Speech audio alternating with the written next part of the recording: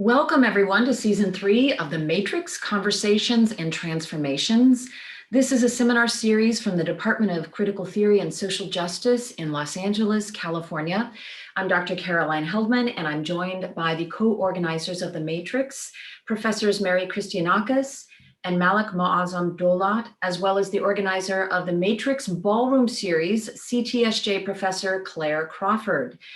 Today, we are excited to be joined by a wonderful panel of artists, activists, writers, and academics to discuss the alarming spike in anti-Asian hate crimes. Before I pass the baton to Professor Christianakis to introduce our fantastic panel, a quick overview of the Matrix. This is a speaker series focused on pressing current events. Our goal is to connect our community with innovative experts, scholars, artists, and the most effective activists. This is the final episode of our 3rd season. We will see you next fall. We have a few series planned and locked in. The first is a series on political imagination, and the second series is on fighting fat phobia. Please note that we are using the webinar format. This means that you can submit your questions at any time via the Q&A button at the bottom of your screen, and we will get to them hopefully at the end of this presentation and panel. And now, Dr. Christianakis.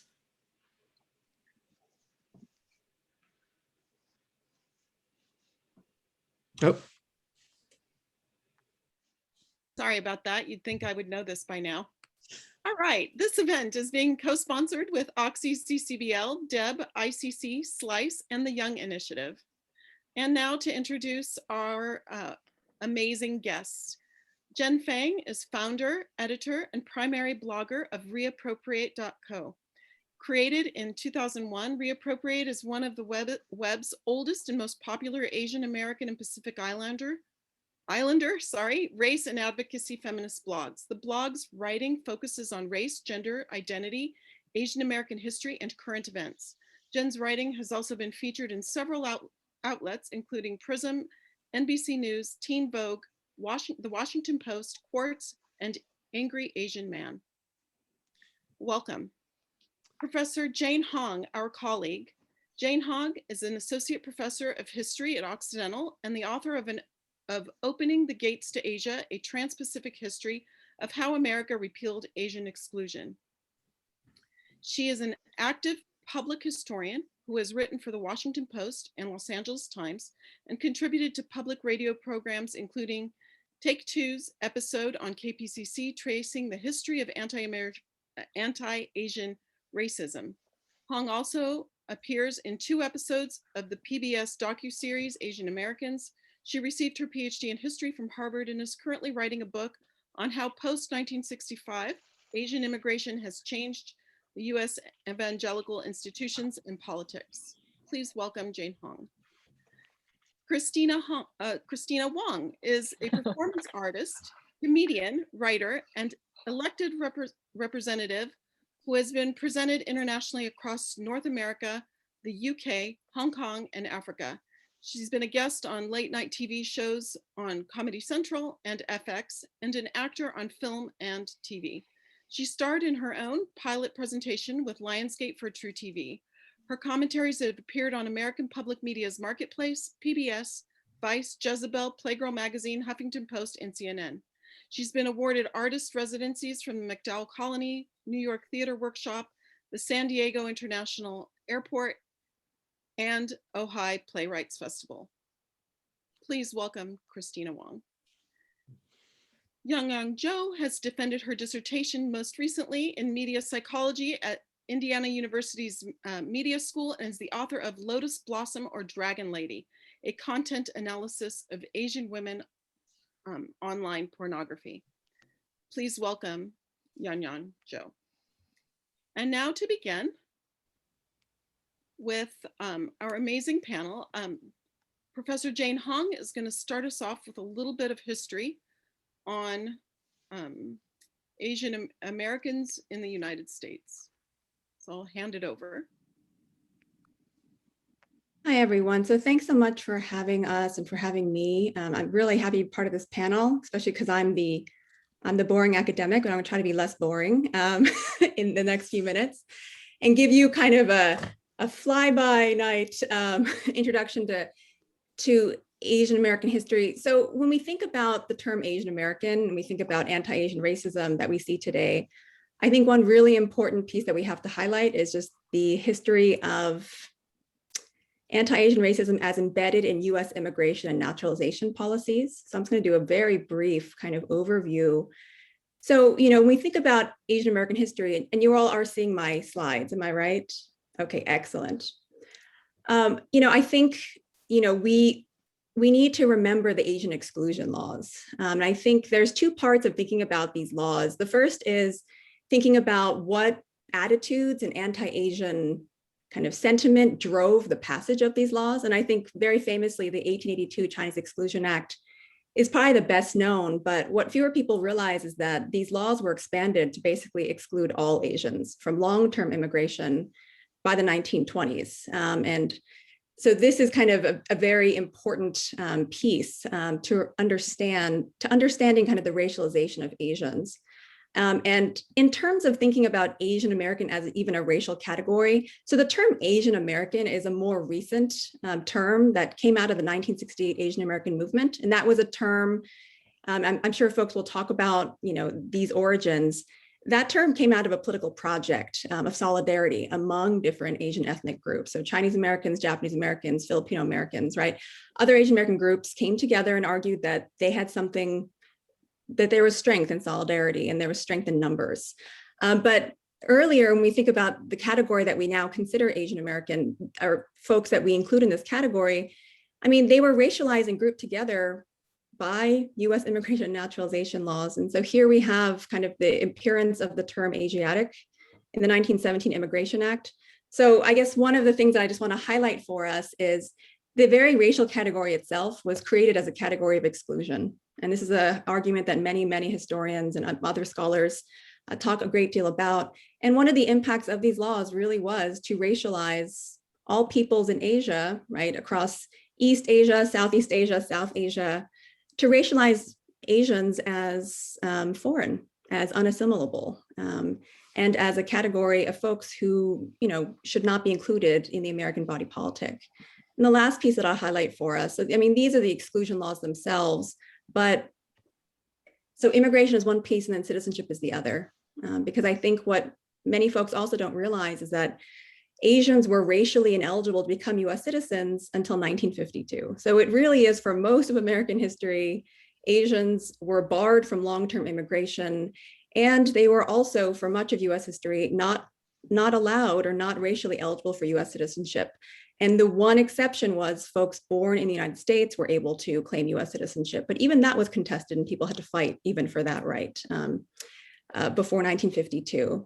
So I think when we think about this, longer history of anti-Asian racism, we have to understand the ways that the law both reflected, right, this idea that Asians were unassimilable, somehow un-American, but that the laws also helped racialize and create and reinforce and perpetuate these ideas, even till our present day. Thank you so much for that overview. I'm wondering if we can connect those policies, those histories, with the recent and tragic shootings in Atlanta. Can you give us a sense of how that history, is in dialogue with that? Yeah, I think, two of the themes that I would highlight, and I could say a lot, but two of the themes I would highlight that I think people have to understand in order to kind of make sense of what happened in Atlanta. The first theme is the historical dehumanization of Asians' lives, especially as related to US wars in Asia. And there have been so many wars in Asia over US history, but particularly during the 20th century, during World War II and the Cold War. A very well-known theme among US diplomatic historians, I was trained as a diplomatic historian, is this through line in US military policy that, US military officials, they didn't really value Asian lives that much.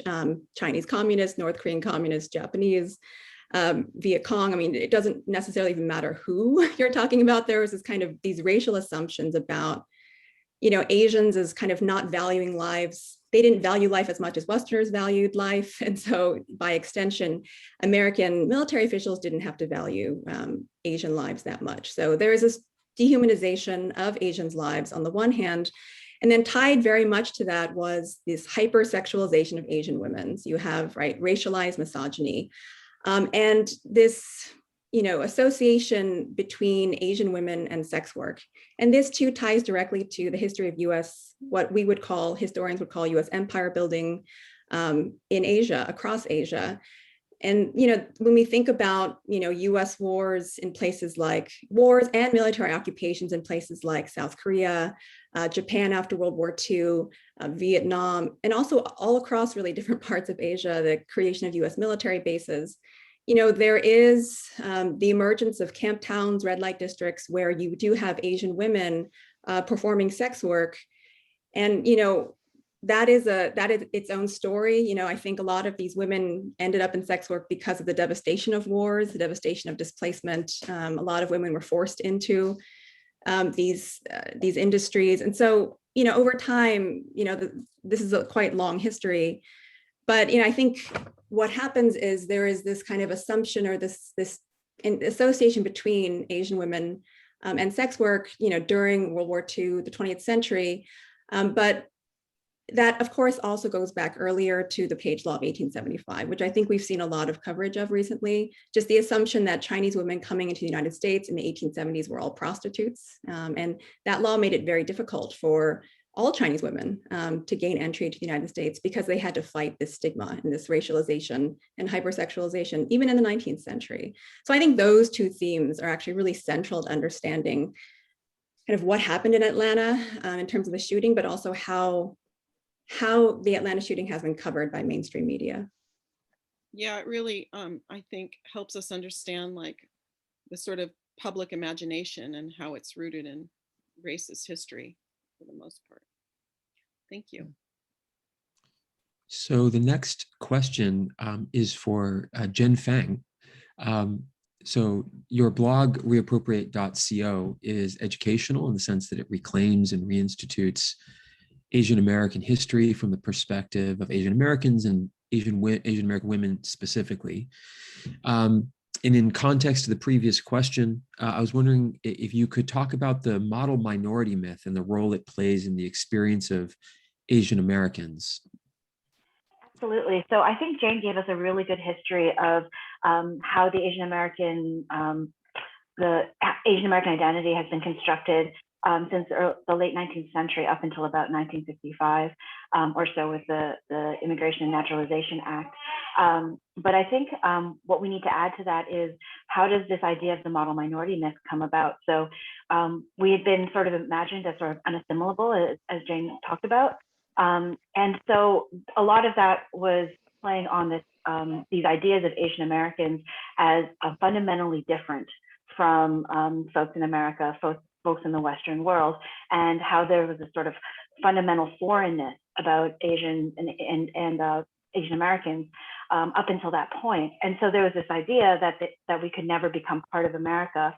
And then in the 1960s, actually as a response to the civil rights movement and Black liberation efforts, there was a creation of the model minority myth. Apologies, you can hear my child crying in the background perhaps, of the model minority myth, which essentially offers a new idea, which is that Asian Americans now can be reconstructed as assimilable potentially, like the possibility of being successful in America relative to other minority groups, and that this can potentially offer a way for Asian Americans to be pitted against other minority groups. So the model minority myth exists fundamentally as a way of dividing and conquering and undermining Black liberation, and also to sort of reconstruct the stereotype for Asian Americans as meek and apolitical and non-threatening, and in that way bolstering white supremacy. Thank you, Jen. That really ties well into the next question for Dr. Zhou, which is about the role of media in all of this.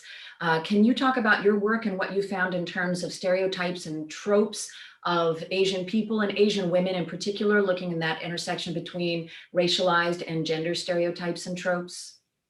Yes, so there are two perspectives I want to talk about. One is the stereotypical depiction, and another is the invisibility of Asian in the media. So there are both positive and negative stereotypes about Asians, especially Asian women in the media. But the positive, I call it positive, it is a regulated stereotype, which means this is positive only because they depict the Asian women in the way white men desire, and it can fulfill white men's requirements. So this is the regulated stereotype. So for example, what I have found in my paper about the lotus blossom stereotype, in the online pornography nowadays, they are really likely to depict Asian women as submissive, they're very sexy, they're exotic, but they're not that active in the sexual behaviors. So which means they basically are the sex toys, the China dolls, which will do anything the male wants them to do. And they're very obedient. So this kind of description sounds like not that negative, but it really only treats the Asian women as a sex object for the white, especially for the white man. So the harm for this type of stereotype is, first, if you only treat Asian women as a sex toy, then first, you can use any way to use the toy. If you want to be violent, you could be violent to a toy. You will not feel guilty of being very bad to a toy. And second, you will feel the toy will not have their own feeling and will not fight against you. So it will make you like feel less like threatening of being bad to the toy. So for example, I have a friend once dated a white man, and the white man really tell her something like, I really love dating Asian women because if something happened between I and her, she will not have an angry brother or father who will go to beat me. So you can see that how this is like white men that utilize and take advantage of this positive Asian women stereotype. And another harm of this type of stereotype is if any woman doesn't meet this good Asian women requirements, they will categorize them into bad Asian women. So such as the dragon lady stereotype of Asian women in the media. So the dragon lady, those Asian women, they are powerful, they are strong, they're smart, they're goal-oriented, and they're very active. If you only listen to those characteristics, you don't feel it is negative. But the media narrative will associate those characteristics with some like negative narrative and a negative storyline. So they are sexy and active, so they will seduce you and corrupt you. They're goal-oriented, so they will always want something from you. They are cunning and smart, so they know how to manipulate you. So that is the negative stereotype. And like I said, this negative stereotype is just another side of the positive stereotype. And this type of stereotype will lead to real like fierce violence towards Asian women, because you will feel it is reasonable and justifiable to be violent, to punish a bad woman. And that is what we have seen, what has happened in the mass shooting, right? So that is one part of the stereotype. And there is another thing I really want to talk about is the invisibility of Asian in nowadays media, American media. According to one of the most recent Nielsen's report, Asian are still underrepresented in nowadays American TV content. Especially East Asian and South Asian are really underrepresented. That means if those people, they in maybe like in a lot of area of America, those people, they don't have a chance to know Asian women or Asian person in their real life, and they also cannot see it on the TV. Then for them, like Asian are basically like the ET, and it is very difficult for you to have any empathy or sympathy to an ET because you feel that type of people never exist in your world. Like if I tell you now, like, hey, you have a discrimination towards the ET, you basically have no idea, like, what do you mean? Like, how can I discriminate an ET? And we also see that, and I even also see that, like after the mass shooting, because many people, when we are like complaining about this, they show a kind of very indifferent that type of response. I think that is because like Asians are way too invisible in the American media, so that people cannot have enough empathy and sympathy towards them. Thank you, Dr. Zhou. Well, just to follow that up, for this question's for Christina Wong, thinking about visibility and using your platform. Your comedy and social commentary explore racism and sexism as experienced by Asian women. Can you talk about the role that comedy and art can play in addressing that racism and sexism, and whether or not you think art and comedy can lead to social change? Oh, I think it's like our last hope. Art in our, I've spent the last year running a mask making group called the AUNTIE Sewing Squad. I'm a performance artist, and all this stuff was stuff I sewed in my house. I ran for public office because I had been using satire as a medium for many years, and then it became clear in November 2016 that it was that me being on a stage going, "Isn't this crazy?" was not the most unique observation I could make on things, and it felt like artists and politicians had switched jobs. And suddenly, as an artist who used to be the crazy wacky one that would point out how uptight politicians were or whatever, it turns out I was now suddenly the straight man and in the position of pointing out how absurd the world was from a position of owning sincerity again. And in the last year of the pandemic, I've been running a sewing group of all the weird things I could be doing that is getting masks to frontline workers. And I've personally just witnessed, especially when I look at things like late night and late night comedy, that those hosts are doing the work of activism and education and really offering and not trying to pretend that there's a neutral end to this news and that there's stuff that's undeniably absurd and ridiculous. And rather than like waka waka waka tell jokes constantly, just hold the space to really grieve. And I'm thinking about folks like Colbert and Amber Ruffin and Sam B and things like that. So that was a long answer, a long roundabout answer, but that's where I feel like we're at, is we're really in a place where where the role of the comedian has shifted and the commentator has shifted. And it's not just like, let's go to a bar, which we can't go into right now anyway, and for 2 drink minimum, you sit there and you feel not, I won't make you feel uncomfortable, I'll just entertain you. It's actually like, I think the real challenge for comedians now is to sit in how uncomfortable this is, to parrot that back to an audience. I was just on Lily Singh's late night show, which happened right before the Atlanta shooting, and it was supposed to address anti-Asian hate. And I wrote my monologue at joke, and then the shooting happened, and the jokes were further and further apart, because I felt like I can't just make you feel comfortable with how I'm just, let's just laugh, let's find laughter in this. It was instead like a little bit of a humorous take, a longer explanation of why this has to do with white supremacy. Okay, here's a joke, a long setup. But that is my kind of perspective on this, is that culture will, and I'm also an elected official, right? Is culture will always shift before policy changes. And so we, as culture makers, need to shift people's thinking around this. We can't wait for politicians. And let me tell you, I'm on the lowest rung in public office. I'm a neighbor to council. We meet once a month, and I've just gotten a small little glimpse from my bird's eye view, like how hard it is to shift. So everything needs to shift culturally. People's thinking needs to shift. People's worldviews need to shift, and then we get to a place where a politician finally pulls the lever in that reflective direction. That's still not happening right now. But yeah, that's I have many thoughts on this, but that's some of that.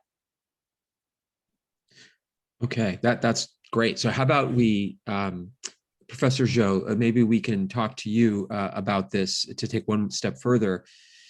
I guess the way to phrase this would be, how culpable were the media in perpetuating stereotypes about Asian women that led to the mass murder in Atlanta? But maybe also, what could media producers do to address these problematic representations or to offer, sort of transformative ideas or representations? Yeah, in fact, when this thing just happened and that morning, I talked with my husband and I said I was very worried from that beginning, that I'm very worried that the whole media narrative will put on a wrong focus, like a false light, and explain that thing more in an anti-porn thing, but not an anti-hate crime thing. And in fact, that is what we have seen in many of the media report. And this for several days, they are arguing about if it is a hate crime. And we need to I even post a lot of things on my Facebook about how can this not be a hate crime? But there are a lot of people really think that this is not a hate crime. And I think that is another thing that is even more alarming is, in fact, we communication and media researcher, we have an association called the International Communication Association, and we have an executive committee. And last year, after the death of the George Floyd and also the Black Lives Matter, that thing, they make a statement say that we communication researchers support the Black Lives Matters. So this year, we Asian scholars send out an email to the executive team to say that we want a same statement. And we think it should be a very easy thing. They just need to put it there. But very surprisingly is at the very beginning, they reject us. And we get a response, give us two reasons. One reason is, as an international association, we don't comment on something local and especially owning local in America. And the second, it will take a kind of a long time for us to make the discussion about if we should make the statement and how we make the statement. It takes time. And usually after we make the statement, the urgency will already expire. So which means they really treat the anti-Asian the anti-Asian hate as something local and something only related to the pandemic, which is a very short time thing. I think it's related to what Professor Jenn Fang just talked about. Many people, American people, don't know about the history of the discrimination against Asian in America. And think about this is the association. Most of us in this association are graduate students and professors. And those are the people who educate the next generation of the media producer. If that is how ignorant and arrogant they are, of course, that is what media will do and what media will report towards this type of events. So I will say that there's a lot of things like the media can do, such as we need to add more Asian characters. It doesn't need, and please add more non-stereotypical Asian characters. But I think more important is we need more Asian media producers. And that are two parts there. First is, I will say Asian American, don't be the prisoner of the stereotype, because there is a positive stereotype of we are so good at mathematics, at engineer, and you can find I understand that becomes kind of the only way for the Asian to climb the social ladder. And a lot of the Asian American and Asians in America become computer science programmer and don't go to do media thing, to do arts. No, let's break the spar. Go to do some, create the diversity in our own group, like Christina Wang, go to do comedian. So we can create the diversity. But also it is even till now that a lot of those American media companies, they don't support the working visa for international students. So for most of my friends who really want to do journalist, or they want to do documentary in America after they get a media degree in America, it is impossible for them to find a job to do those type of things. So which makes that there will be only very limited number of media producer. I think that is what we really need to do now, more education to the media producer and more Asian media producer. I think that is my answer. Thank you. And the next question is for Christina, and this ties in with a bit with what you were just saying, Dr. Zhou. Christina, can you talk to us about the formation and work of the AUNTIE's Sewing Squad with its focus on BIPOC communities? How do you conceive of the role of coalitional and solidarity politics in spreading the word and addressing the problem of white supremacy and this widespread violence? With the sewing group, yeah. So I could show some images if it's useful. Would you love that? All right, let me open this PowerPoint. So like I said, I was sewing my own sets and props before this pandemic. And then, as we all know, there was a mask shortage last year in March in hospitals, and my tour was canceled. And suddenly I found myself what a lot of folks were, a non-essential worker. Now, initially the Auntie Sewing Squad did not have a logo. It didn't have a mission statement. It was just me. We've since, by the way, we're still alive. We're still existing this far in the pandemic, even with all these people getting vaccinated, because there are still communities that need masks and aren't able to access the vaccine at this moment. But here's some information about that. We've given out 300,000 masks today. We've done 6 relief drives, Navajo Nation, winter clothing drives, the Standing Rock, relief support from to California farm workers affected by the fire. This is just a look at some of the stuff I used to sew in the before times. Like if you told me when I was doing stand-up dressed like a giant vagina that I would be saving a nurse with those skills, I'd be like, you're kidding me. And that's my show. So basically, I will say that I went into the whole Auntie Sewing Squad thing at the beginning, very like all health matters. You need a mask, I'll make you a mask, because in my view, this would be over in a month if we could just cover as many people as possible. And it was not a political issue then. It was not a divisive issue. It was just like, put a mask on yourself and you'll protect yourself and everyone around you. And so I naively offered to anyone. And I was slammed with requests from nurses, but also just like out of work actors who were also dog walkers who needed masks. And it became really clear, like, we need to prioritize where this labor goes. And I made a group on Facebook with no mission statement. I just said, like, we got to get masks on people. And, but also what became clear was how difficult it was to get materials. On the left here is pictures of masks that were repurposed conference lanyards to use as elastic on the right. And one of the aunties was like, what about my son's underwear? Can we use that? And we were like, no, we're not going to make masks out of underpants. But it was a really desperate time. This is a typical supply chain. This is how our group works. Just follow that logic, if you will. But it's quite a thing. We've made masks from monk robes that were donated. Here are some masks that one of our aunties made out of a shirt that her mom made her in the 70s, and she had to sell the leftover fabric, and those masks went to kids seeking asylum at the border. These are masks that went to the Navajo Nation that were made out of an old hula costume from one of our aunties. But basically what became really clear early on, I'm kind of giving you this out of context, is I was like, all my first volunteers were Asian women. And I didn't think that was a accident. It was that we all remembered how to sew because our mothers and grandmothers worked in the garment industry and learned it as a survival skill. And it became really clear that as people were asking us for our unpaid labor, that we could be replicating this pattern of like, oh yeah, they're just giving their work away for free. They just love sewing. And we had to figure out ways to prioritize where the labor could best go. And within like a month and a half, we had the mission statement I showed you at the top, but it became really clear that we had to protect our labor and the significance of our labor. So we ended up coming up with a core value statement.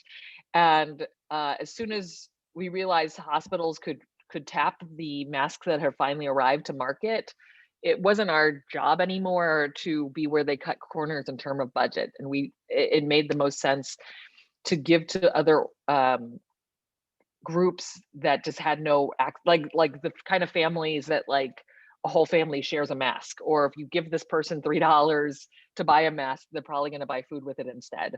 So this is a chart showing where that went. And it became really clear really quickly that what connected all these communities that we sew for is that they're communities of color. They've already been neglected by the federal government. They've borne the brunt of structural and systemic racism and structural violence. And it's not some weird accident like, oh, how is it that all these communities of color are all unlucky? Like, we just looked at these communities and got very close to the organizing entities in those communities, such as like those who are organizing farm workers, or those who are on the border distributing relief supplies, and just seeing how dire and under supported those communities were by the government. It became really clear, in order to sustain ourselves as a group, that and to not replicate sort of the racialization and gendered invisible labor of women doing our work, we had to find ways to take care of each other and to make others accountable to how we take care of each other. So we would send forms of auntie care to each other, and also had to create a community that had value in it. So that it wasn't just like, oh, I'm an unpaid worker in a factory making masks all day long. Like the buy-in in this time was a community that we had with each other, and that it was a certain agency over where our labor went, that we aren't just someone's free version of the 99-cent store because they could access these masks, but they'd rather not pay for them and, you know, sit in privilege and whatever. Like that we really wanted to choose where the masks went, and we allow or we invite each auntie to pledge and choose where their labor goes. So yeah, we went from being this sort of sewing group that was doing it as sort of our patriotic duty to every American, to now becoming a very focused group. We put out a statement on the anti-Asian hate and violence, written by some of our aunties who are also professors in Asian American studies, connecting our work as women, or a group of mostly women. We do have non-binary members and cisgender male members of our group, but connecting our labor as care, people providing care in the form of sewing, to the massage workers that were murdered, and connecting the invisible labor of our sewing to the racialized and gendered labor of the massage work.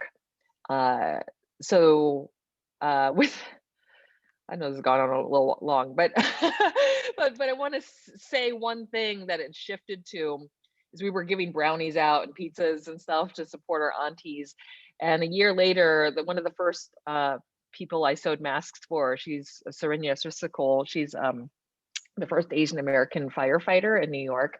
I made masks for her fire unit. They were down to 5 N95s.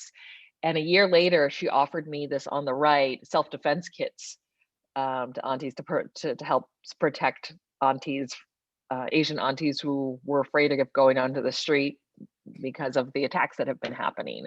So the irony is not lost on me that we went from protecting people with masks and this certain form of protection to now us having to receive this, like, I have it here myself, this thing to stab people and this alarm for my hand. We're also doing self-defense training. We've teamed up with a bystander training group called Hollaback. So it sort of happened organically, because it became clear over the course of this is that we weren't, the communities we were protected of, like us as mostly women of color, are communities that are really, that are in the position where they don't have face mask protection because of the history of racism and access, lack of access. Thank you. That was fantastic. I love your pink Kubaton. Yes, the Kubaton. That's a new word I got to learn this year. That's what this is. That I have in my hands. I wanted to follow up on that a little bit. The person that connected us, Cynthia. Cynthia and I have been talking about masks and the ways in which there's been, you know, there's been a political backlash against masks. Yeah. And so we were trying to figure out, like, why? How could this be that you would reject something that could be protective? And one of the things that we thought about was that this mask has become symbolic of an anti-Asian sentiment and anti-Asian sort of creativity, an anti-Asian sort of health practices. And I'm wondering if you've thought about that in the anti-group. Oh, totally. When I started to first make masks, it took a good month before I was actually wearing them. And in February and early March, leading up to this, when I'd see Asian people, I live in Koreatown, that's where I'm also a public rep. When I'd see older Asian people wearing masks, I would flinch and I would have a moment of like, oh, does this mean they're sick? And I want to acknowledge that as another Asian person, I was afraid to wear masks because this is a mask right now, I'm pointing my face, that I can't take off. And to put a mask on top of this mask, it immediately communicated what then felt like a very foreign image of people in Wuhan or in China, you know, but that's how they tamped it down. I don't know why we can't learn from that. I'm saying we as Americans, not, I've learned my lesson. But yeah, I mean, I didn't go into making masks thinking like, oh, this is my way of standing against governors who won't put a mask mandate in. But that's what that felt like 6 months in, as we were like furiously sewing to get things to Standing Rock because their governor lifted the checkpoints and to the safety checkpoints and lifted a mask mandate. And as a result, an insane number of people were infected and with the virus at Standing Rock and all over North and South Dakota. Right, thank you. And it's also just a sort of a defiance of white masculinity, it seems. Yeah. I don't get when people are like, it's our choice. You people say our body, our choice. Why can't we choose to wear a mask? And it's because pregnancy is not contagious, you dum-dums. Like this virus is. So yeah, just put your stupid mask on. Yeah, I don't know. And I mean, it became more and more angry as the months went on for our group. And we're just like, why? Like we were supposed to be a stopgap because the government was supposed to step in and just provide and advocate for this basic form of protection and say, yes, please do this. Let's do our job and do this and not make it a liberty thing or a personal freedom thing. simple, right? Yeah, you'd think it would be this simple. So I'm going to go off script for a second and just invite, it just dawned on me that we have such amazing speakers and you might want to talk to one another. So I'm going to just ask Jane Hong, Professor Hong, to address one question, but think about if you'd like to, if any of our guests would like to ask other guests a question before we end today. I wanted to go back to the Pan-Asian, category, the AAPI category that you talked about in terms of solidarity, but that is also problematic. Can you delve deeper into that? Just recently I heard, well, it's not really AAPI hate, it's really just the Pacific Islanders are not included in the hate. And I just thought that was such a problematic and divisive statement. But hearing you talk about the sort of history of AAPI or Asian as a category was interesting to me today. I was wondering if you could, shed some light on that. Sure, and I think that's something that scholars who do Asian American studies, AAPI, I mean, we talk a lot about these categories and the ways in which they are problematic. And there is a huge conversation. It's a really valuable conversation among scholars, activists, and community members about whether grouping Pacific Islanders with Asian Americans, right? I think exactly what you said, whether the term AAPI itself, to what extent is that completely constructed, and to what extent is that useful and respectful to very different communities. And there are similar conversations even about the Asian American umbrella. And there's a lot of attempts to disaggregate. So AAPIdata.com, right? It's a whole entire group of social scientists who try to disaggregate data because they recognize there are huge differences between particular groups, East Asians, South Asians, Southeast Asians, and the ways in which a lot of these folks, I mean, they have very different histories. What they do share in common, however, as I mentioned earlier, is this shared history of racialized exclusion. And so, I think it's a really valuable conversation. The thing is recently, and I think I've heard many folks say this, I mean, perpetrators of violence, of racist violence, rarely distinguish very clearly between folks who look Chinese, Asian, even if you look vaguely like a person of color, you could become a target. I mean, you know, in Eagle Rock, the neighborhood of Los Angeles where Occidental is, I mean, many of you have probably heard in the past few days, there's been reports of a 70-year-old Latina woman who was riding a bus who was attacked, you know, with racial slurs, and she was beaten up and nobody intervened. Even the bus driver didn't intervene.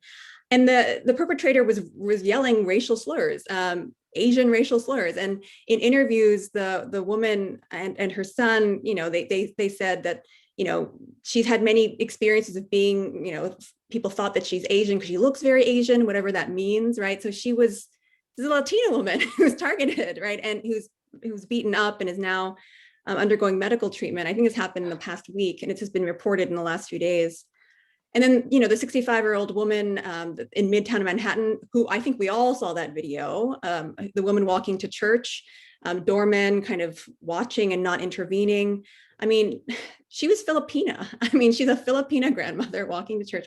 So I guess what I'm trying to say is, you know, there's a long history of this where, you know, during World War II, Japanese Americans were incarcerated, but many other folks who looked vaguely Asian were also targeted on the streets, beaten up. There's lots of racial violence during that period. Chinese Americans, Filipino Americans. You know, Vincent Chin in 1982 is Chinese American. He's murdered in the Detroit area by disgruntled auto workers who are angry at the Japanese car industry, and they associated Vincent Chin, this 27-year-old, you know, Chinese American with Japan, and they beat him to death with a baseball bat in a McDonald's parking lot, and that becomes one of the kind of rallying cries for many, not just Chinese Americans but Asian Americans, right, who realize, you know, this is not just a matter of anti-Chinese or anti-Japanese, right? This is violence that affects all of us, and maybe not even just Asian Americans, right? So, I mean, I think this is a time, and so I think for me, and I think a lot of folks I've been talking to have been just talking about the importance of solidarity, right, among folks of color, because it's not as if these perpetrators care or distinguish that much. You know, you can just, even if you look vaguely, you know, ethnic or non-white or whatever it is, right? There are so many different ways. So, I mean, I think that's. So again, the conversations are really important, and I think they're valuable, and I think the conversations are, you know, they're continuing, but I think we have many reasons also for solidarity, especially on the ground, like in real life, everyday life. Thank you. Yeah, so this question's for Jen, just to follow up on this and think about conversations. In your blog, you advocate for race and gender equality for AAPI communities. Can you tell us more about how the blog combats stereotypes of the model minorities myths effects on the Asian American experience? I was also wondering if you spoke about it earlier, and I think to this point of solidarity, you could speak more to how we can use media to create across racial solidarity and to understand that like liberation, right, is a goal for everybody and not for like groups at certain times. So. Absolutely, thanks. And first of all, I just want to apologize to everyone watching for the relative incoherence of my last answer. I don't know if y'all could hear, but my baby started screaming in the middle of my answer last time. So I was a little incoherent then. So I appreciate the opportunity to sort of revisit the question of the model minority myth. As I was talking about earlier, and as we started talking about Asian American history, the model minority myth functions as a way to sort of contrast against the relatively unassimilable stereotypes that Jane talked about throughout earlier parts of history. So this sort of dangles this like temptation of like, now you can combat against this unassimilable stereotype by now gaining privileges of being part of American society, so long as Asian Americans behave, so long as Asian Americans accept the position of being non-threatening to American empire or white supremacy in general. And so that was the point I kind of wanted to really make, is that in relation to the anti-Asian violence that we're kind of seeing now, the model minority myth kind of feeds into that because it has reconstructed the Asian American identity as sort of non-threatening and well-behaved and apolitical, and sort of generally as folks who will just accept a place in America for the promise of being able to be successful in America. And I think that's a really important point, because that speaks to why Asian Americans are constantly seeing ourselves now being constructed as sort of like vulnerable and sort of easier targets for violence. That's not an accident. That is in part the construction of the model minority myth. So I think when it comes to media and how we can start to talk about anti-Asian violence, I think Yan talked a little bit about this. One of the things that we know about mainstream media newsrooms is that people of color in general, and Asian Americans including, are really underrepresented in mainstream media newsrooms. And part of the impact of that, as well as historically, has been we can ask ourselves, who is constructing the identity of Asian American in our popular imagination? Who is responsible for writing our stories? And for the dawn of when Asian Americans have been in America to this point and moving forward, we have not actually had the agency to write our own narrative, tell our own stories. Who Asian Americans are has largely been constructed externally when it comes to sort of the mainstream media.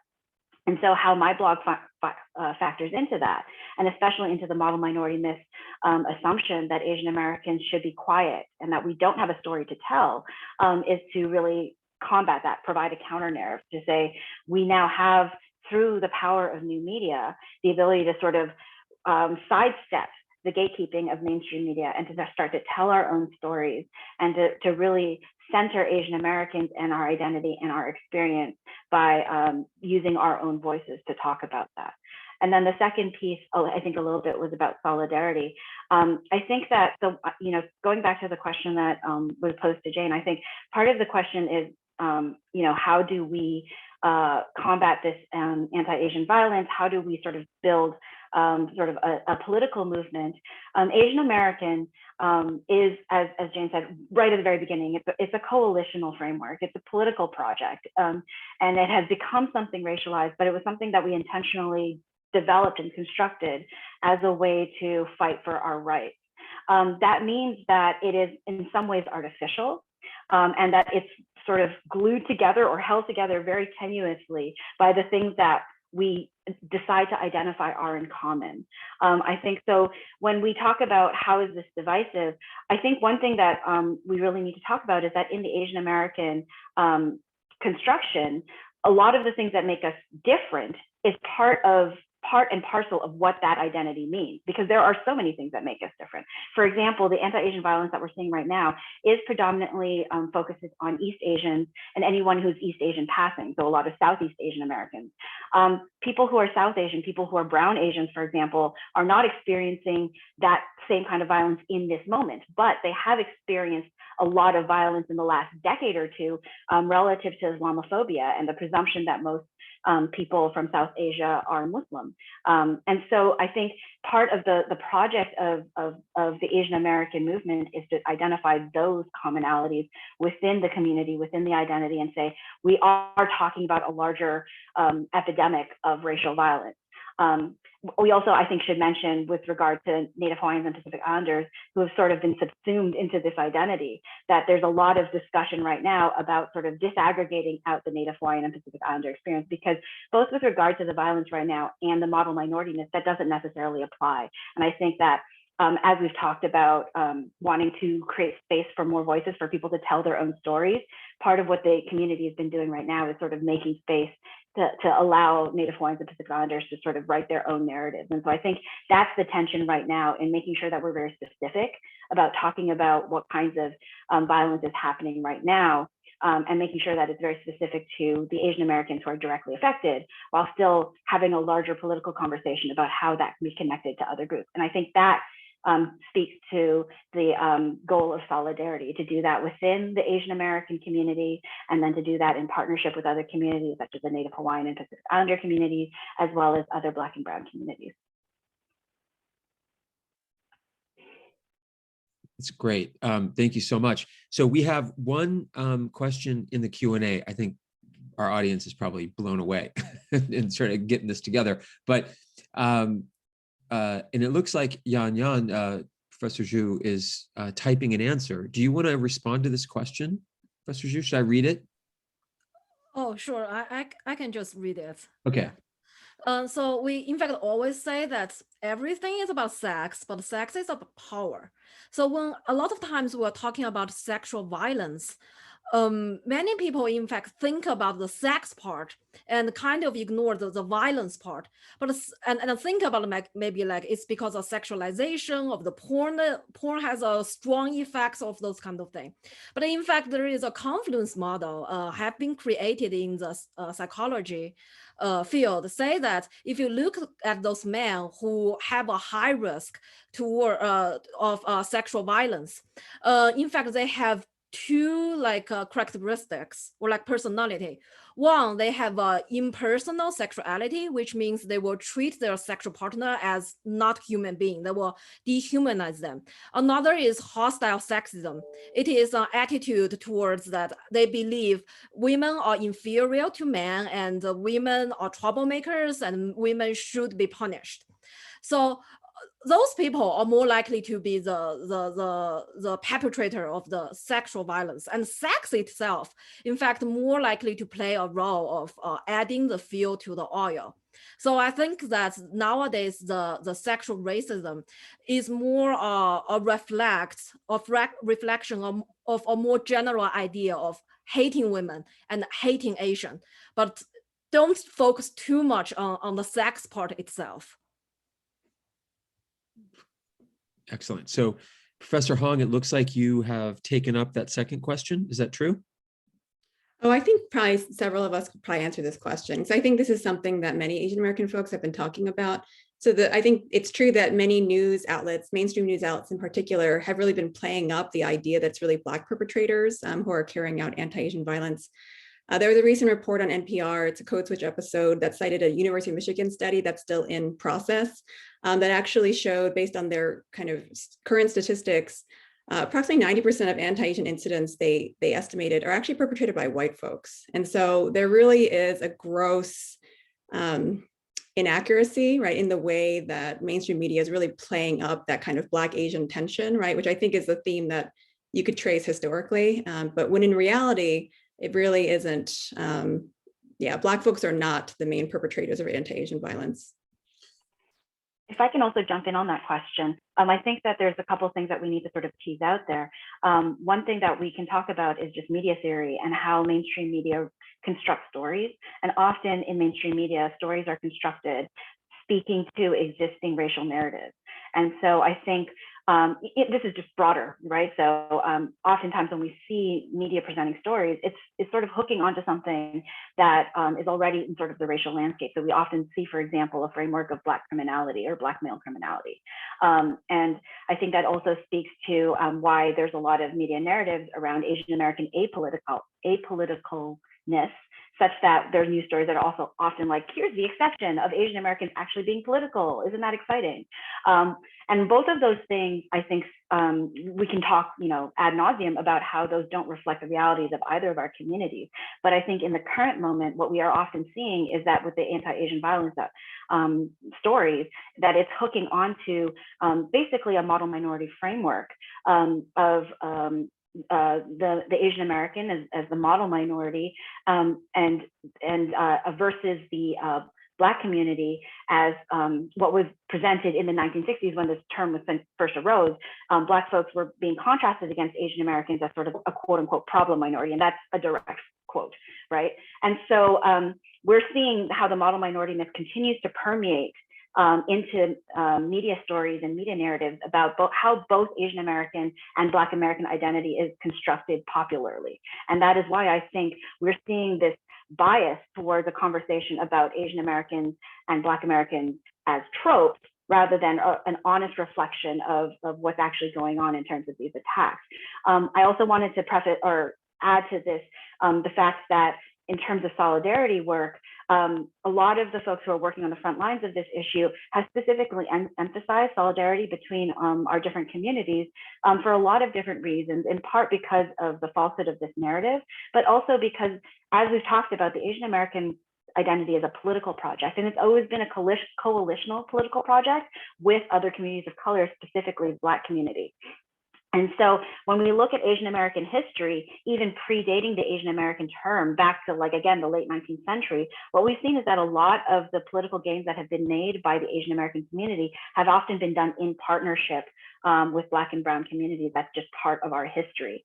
And so what we can really start to think about or question is, why are these media narratives, and how are these media narratives undermining that kind of solidarity work by pitting us against each other in the way that the model minority myth does?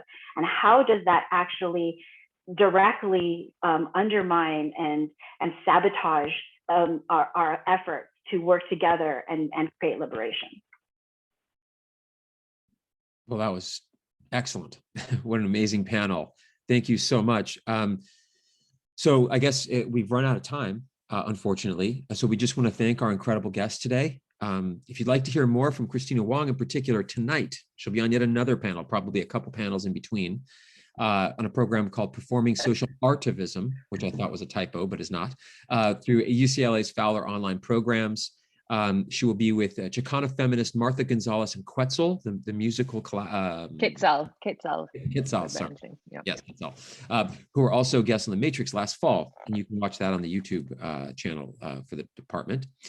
We will email the link to that event, as well as links to our panelists' work and the projects they're working in, including the Anti-Sewing Circle and Jenn Fang's blog. And I should say this concludes the third Matrix series, our third season. And we're looking forward to seeing you all again late summer with our fourth season. We wish you all a healthy, happy, and restorative summer. And we hope to see you all soon. And thanks again to the incredible panel. Thank you so much for your contributions. Thank you, everyone. Thank you. Thank you so much. Thank you. Bye-bye.